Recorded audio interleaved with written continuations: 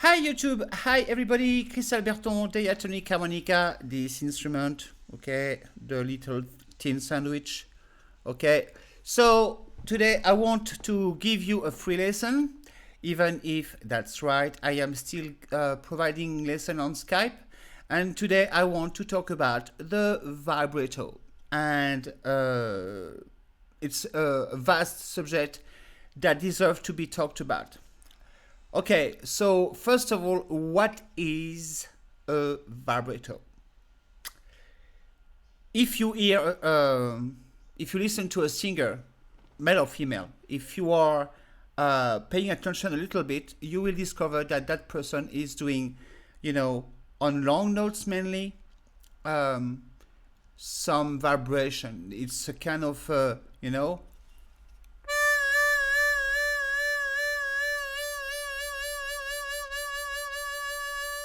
this kind of thing. So this is a vibrato, and in fact, talking about the definition, what is a vibrato? What is a tremolo? Because there is as well in a blues community what is called a tremolo, and there is some kind of a fight about what is tremolo from what is vibrato. From my understanding of the blues community and the harmonica community, especially, you know, diatonic harmonica player like Jason Ritchie, like Howard Levy, the definition of the vibrato is the difference that you can find, the bending and bending notes. This is the thing I have just played, in fact. This is a difference of pitch that goes up and down, up and down. And the blues tremolo, the tremolo is just a difference of intensity, which could be this kind of thing.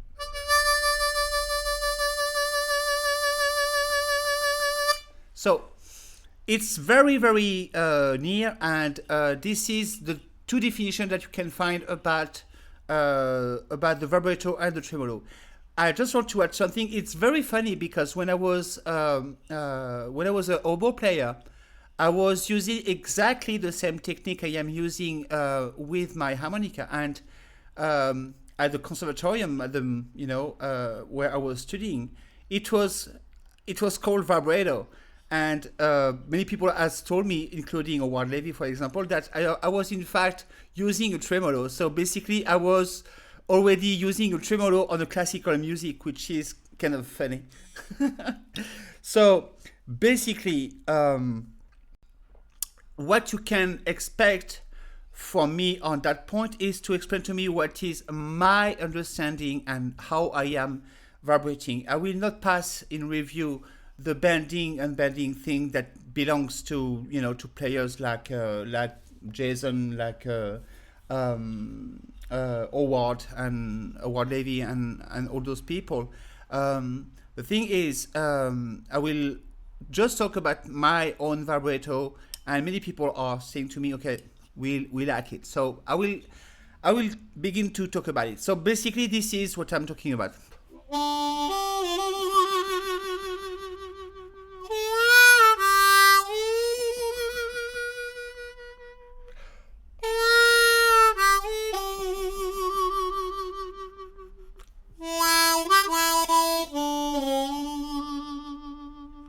So on all the long notes, you can hear the vibrato. So I know in the harmonica community, there is many people who have said, okay, try to use the method, which means pronouncing the H-A syllable. Okay, so this is basically right. It's still valid. Sorry, it's actually my phone. Yeah, it's Dennis Greenling saying that he likes one of my comments. It's funny.